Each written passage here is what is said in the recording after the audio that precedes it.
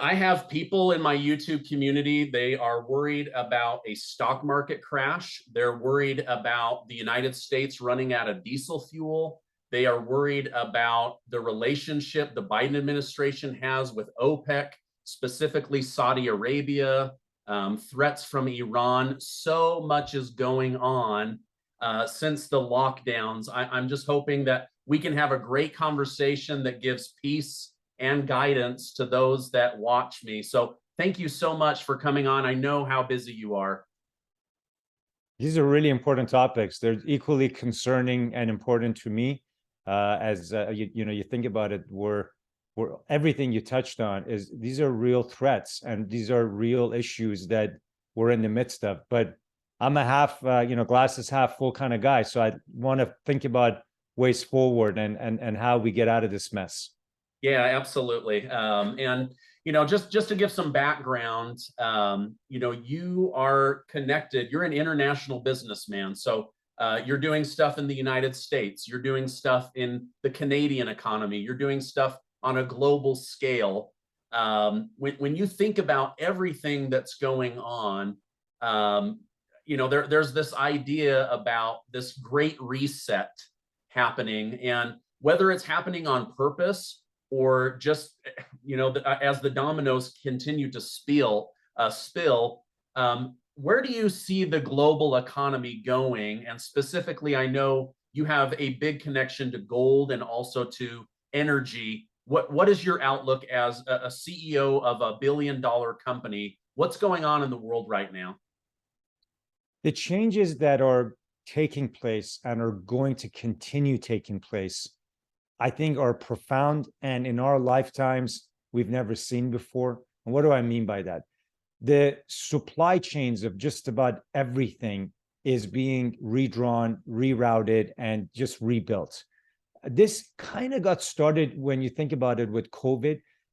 Regardless of what you think about COVID had profound impact on supply chains, because we started to, for the first time, ask, where do we get masks from? Where do we get pharmaceuticals from? Where do we get all those very important life-altering goods and necessities? Where do we get them from?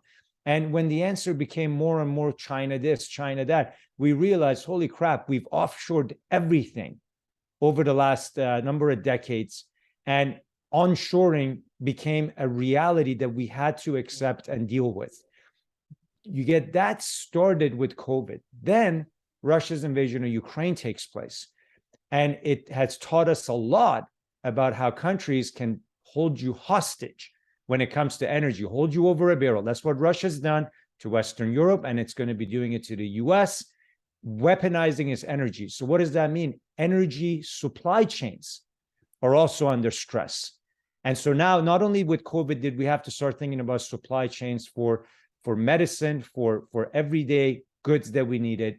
Now we have a wake-up call about energy supply chains and how we need to diversify away from Russia and how we need to be able to get the material and the goods, the minerals, the hydrocarbons that we need for all these big initiatives that also we're thinking about. What do I mean by that? So you have at the same time three major trends going head on, regardless of whether you agree with it or not. The three major trends of electrification. Everyone's trying to drive electric vehicles. And then decarbonization, whether it's the Biden administration or the SEC or the EPA, they want to tax emissions and they want to make sure that emissions are being taken out of the system. So you got electrification, decarbonization, but then on top of all of that, you got national security and energy security wrapped around all of that. So how do this, I have never seen in my 20 years in business such macro key trends diverging all at the same time. And it creates pinch points, it creates pressure points. And frankly, as I mentioned, I like to look at it positively. I think it creates humongous opportunities for you and I, for investors, for entrepreneurs, for people that realize these mega trends colliding all at the same time translate to opportunity sets that we have never seen before. Yeah, I would say the average person, they see everything that we're going through right now, and the first feeling is a lot of fear and the unknown. And then for entrepreneurs, it's like, okay, there's fear and unknown, but what kind of money can be made That's during it. the fear and the unknown? And so a lot of people need entrepreneurs to carry forward new ideas, new technology, hope for the future. As the person leading Uranium Energy Corp, when I first introduced people to your group, you guys were very small. Now you're the largest uranium group in the United States, North America. How do you see, just like speaking from a national security situation? Don't we get most of our uranium from Russia, and basically nothing is being pulled out of the ground in the United States? And then how is your company trying to combat that? Well, let's first look at how what we need uranium for. 1 in every 5 homes in America is powered by uranium, powered by nuclear energy. Nuclear energy runs on uranium. That's 1 in every 5 homes. Wow. We get 60%, 60, of the uranium needed to power the homes that we just talked about from Russia and former Soviet Union states. We don't mine any uranium in the US. We basically decided over the last 20 years to outsource the business of getting uranium out of the ground and just became full-on consumers. Now we have a situation where Russia is threatening to potentially cut the uranium off. We have a situation where some senators in the US Senate recognize this issue, have proposed a bill to ban uranium imports. Then you have people like me who 18 years ago felt that this was an issue, because 18 years ago, the US was importing 90% of its uranium requirements. Today, it's 100%. Oh my God. But as an entrepreneur, I saw an opportunity and decided to form a company, build and develop uranium assets in the United States, Texas, Wyoming. And about a year ago, we really stepped up and we cut a deal to repatriate some of the biggest uranium assets that somehow, I don't want to get into it here, 12 years ago, were sold to the Russian government. That uranium one was owned by the Russian government, controlled the US, some of the best uranium deposits on US soil. We bought that back from the Russians about a year ago, repatriated those assets. So we really believe, and we're not alone, the US Geological Survey believes that there's big potential for uranium in the US, geologically speaking. So we know Mother Nature, we're not without uranium. It's there. We have great deposits. We know that in the 70s and 80s, the US led the world in uranium mining. Tens of thousands of people were employed in this industry, high-paying jobs. Today, we know that there's only 200 people working in the uranium industry. So this is an area where it can be a huge source of job growth. It can provide the uranium that gets us off of this addiction to Russian uranium. It's a terrible addiction. You don't want to be dependent on the Russians for anything. We've learned that. Look at what's going on in Germany. They're addicted to Russian gas, and people's mortgages are going to be dwarfed. In Germany, my friends there that I talk to are concerned about their energy bill being greater than their monthly mortgage payments or rent payment. Wow. That's how bad it is. In France, it's so bad that the president of France has come out and said this winter, let's not use as much energy when it gets cold. Let's all wear turtlenecks. That's how ridiculous it's become. That's how bad it is when you depend on another country on energy. And remember, energy is life. And when you depend too much on anyone, on something so vital, it's bound to become an issue that becomes a choke point. And that's what's become the issue right now. And let's not forget, we don't just need uranium for 1 in every 5 homes. We also need uranium for the nuclear navy. The US Department of Defense, every aircraft carrier and submarine has a microreactor inside of it. Did you know that the nuclear navy and every aircraft carrier runs on nuclear energy and uranium? Did you know Elon Musk's plans to go to Mars requires uranium? NASA has been conducting space travel for the last 30 years with microreactors that require uranium and nuclear fuel. Uranium can really be the source of really a lot of cool things, right? And it's basically electricity. That's what uranium and nuclear power is providing. It's electricity, it's emission-free electricity, and everything from your iPhone or Samsung to your electric car to turning the lights on to turning on anything that you do these days requires electricity. Why do we not want to control our own destiny when it comes to the basic energy needs that electricity provides?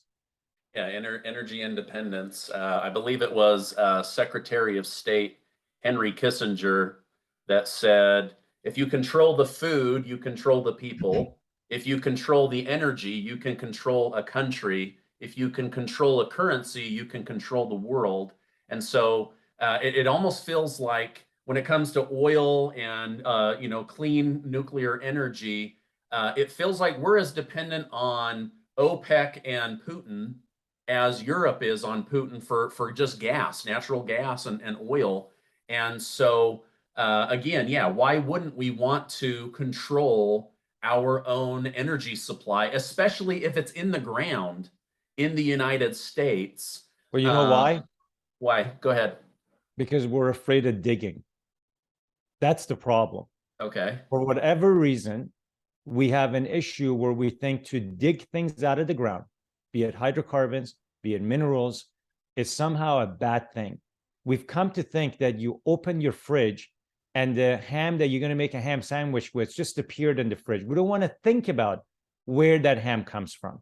We don't want to think about how the power, when you flick a switch and the power comes on, we really think this stuff just shows up.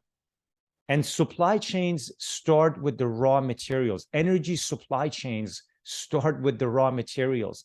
The Biden administration just handed out $2.8 billion to companies that have above ground processing infrastructure for copper and cobalt and nickel, all these commodities. But then you ask yourself, you're like, so we're still going to get this stuff from China and Russia or Africa, but we're afraid to dig for it here, yet we're going to build all this processing infrastructure, but we don't have the raw material. How short-sighted is that? How stupid is that? If we want to be in control, complete control, not semi-control, complete control of our future when it comes to energy security, we must not be afraid to go back to extractive industries, whether it's extractive industry for oil and gas, whether it's uranium, whether it's lithium, copper, cobalt. These are all the commodities that are needed for the future of what our energy infrastructure needs are going to be. And by the way, there's incredible opportunities there for entrepreneurs and investors. There's, how many times has Elon Musk been tweeting about, if you're an entrepreneur, you should get in the business of mining and refining lithium, because he sees how much lithium they need for those electric vehicles. And do you think those electric vehicles and those lithium ion batteries just charge themselves? What's going to charge them? They need electricity to be charged. Well, there goes uranium. Uranium is the source of the electricity that's going to recharge those batteries. And so I look at it and I think to myself, maybe this year or next year, maybe the market's going to be in a recession, maybe not. Who the heck knows? But I know one thing. If all these supply chains have to be rewritten, and if we're going to realize that we can't be dependent on Russia anymore to get our uranium and to get our nickel and to get the raw material that we badly need on a day-to-day basis, then guess what? There's a whole new opportunity out there for people that realize we're going to be building and we're going to be spending billions of dollars in our own backyard to become explorers, developers, miners of all the ingredients that we need. And I think the commodity supply chains are going to be rewritten. There's going to be a new wave of investment that's going to go into this. It's happening as we speak. And that really excites me, because while I think it's scary to think that I don't want for a second for me and my family to be dependent on Russia or China, the Communist Party in China, for anything, I get excited to think that I could lead the way and I could be part of this movement that says, let's build these capabilities in our own backyard. And look, the market rewards you for it. You mentioned UEC. You mentioned the first time you profiled it. We were trading at $1 a share. Today, we're trading at $4 a share. The stock market is down so far this year. Shares of Uranium Energy are up over 15%. It's been as high as 25% year to date in a falling market.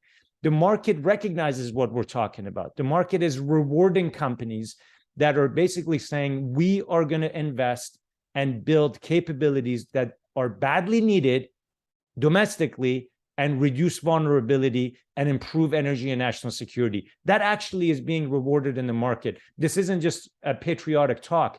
This is something that combines things that I think we should all think about, issues that have a merit geopolitically, but also are a sound business opportunity and investment opportunity.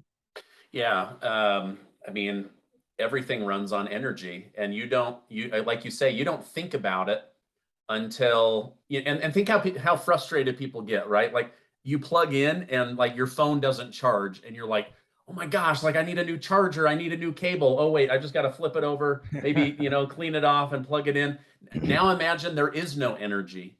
Yeah. There is no water, there is no food. Like we have an opportunity to make a wave here with being in control of our own situation. So do you see these supply chains working themselves out over time, or is it going to be Americans stepping up and demanding our government say, wait a minute, yeah, we're in this Paris Climate Accord, but like, what's the point of any of it if we have no energy? If we have no ability to, like, I've got people in my chat, they say like, I don't even, pretty soon I'm not even going to make enough money to afford the gas to get to my job. I mean, there's real worry about energy, like you say, becoming their number one expense, more expensive than rent, more expensive than mortgage. But is the current administration, are they so hell-bent on becoming green that they're going to leave everyone behind who can't afford a $60,000 or $70,000 electric car?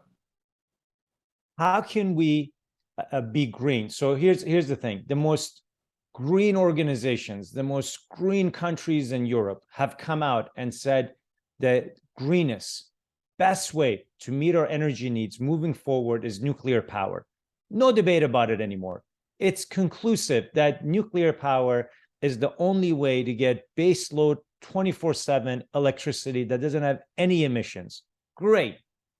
Now, can we just seriously look at this as adults and realize that if we want to have nuclear power and more nuclear reactors, that we have to make sure we have the fuel to run these reactors? I come back to uranium. Does the administration get this? No. Does Germany get this? Why do I bring up Germany? Because they were the lead on the Paris Accord. How could you be the lead on the Paris Accord, talk about reducing emissions, and then talk about shutting down nuclear reactors, which is what Germany was trying to do? It's just hypocritical. It's dumb. And so you really want to see these things start to come to life. And I think it starts to really register home when the infrastructure, the energy infrastructure truly gets stressed out. And look, this happened in Germany. The same Germany that was sending mixed messages about, oh, we're in the Paris Accord. Oh, but we're going to shut down our nuclear reactors. The second we saw record power prices in Germany because the Russians decided to turn Nord Stream off due to maintenance, what did Germany do? Okay, we're going to extend the life of those nuclear reactors. Yeah, the same is going to happen here in the US. Look at the cracks in the system already in California. California power grid was about to basically go offline here recently because of, again, stress on the system. If we get another winter vortex, if we get any other extreme weather conditions, which is probably not an if, but when, it happens every year now, our energy systems get stressed out. The only thing that works, when we had that crazy weather condition in South Texas over the last couple of years, millions of homes kept their power on because the reactors in Texas kept operating, even though all the wind turbines and solar panels, nothing worked. You couldn't even get gas to these homes to power them. Nuclear kept millions of homes running. So again, I think the hard, painful facts of life are going to force the governments to do the right thing. If we don't get our act together, Putin is going to force us to get our act together. The same way that they shut gas supplies to Western Europe off, they can shut down uranium supplies to the US. These are issues that I think, fortunately, even though our policymakers, even though this administration hasn't been on the ball about, I think realities of life and these power issues will force their hand.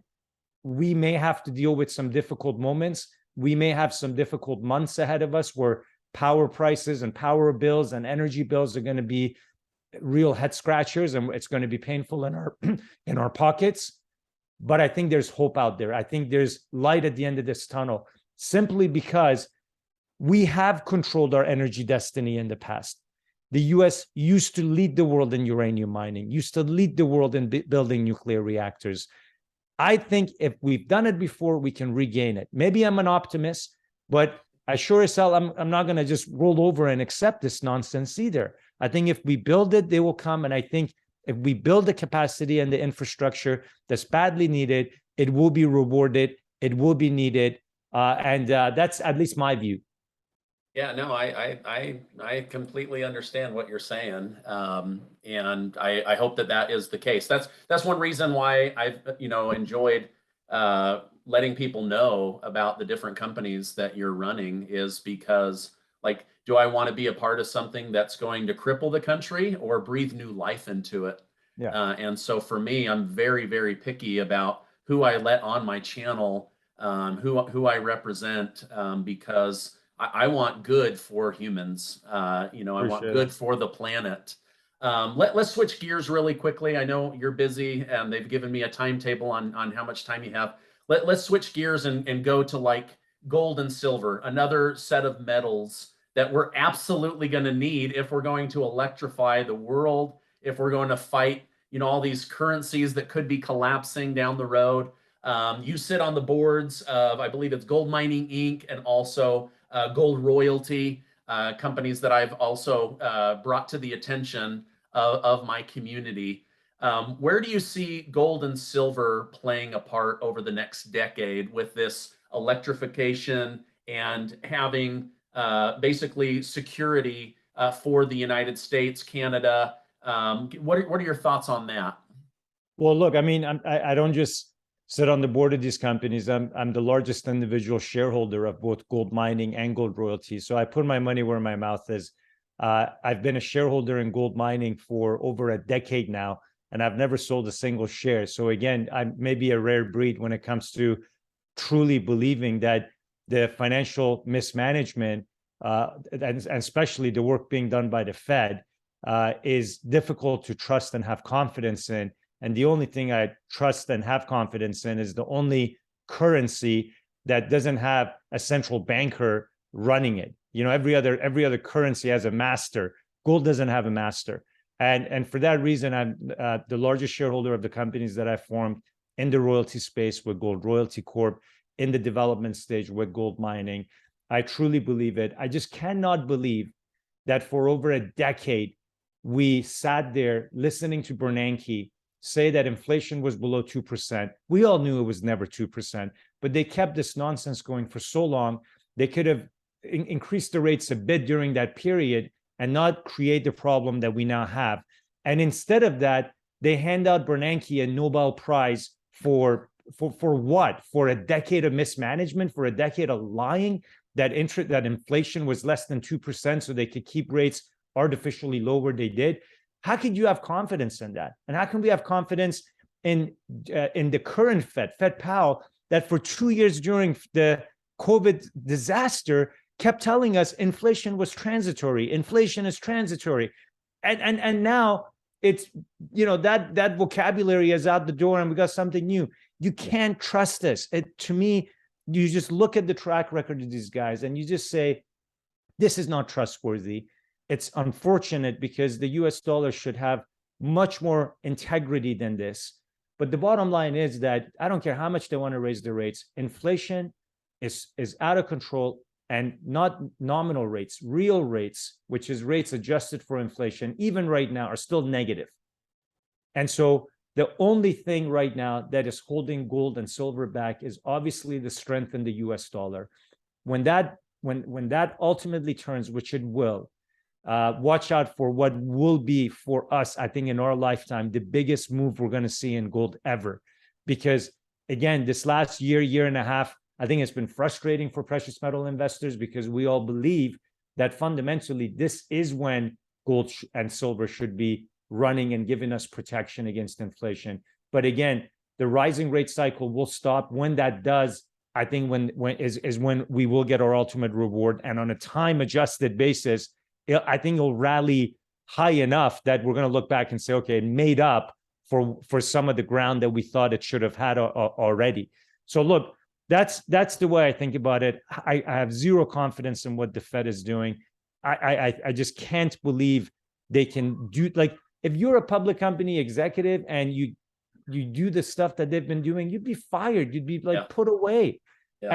And the fact that this is the most important currency in the history of mankind, and this is the way it can be managed and governed by Fed officials that literally lie.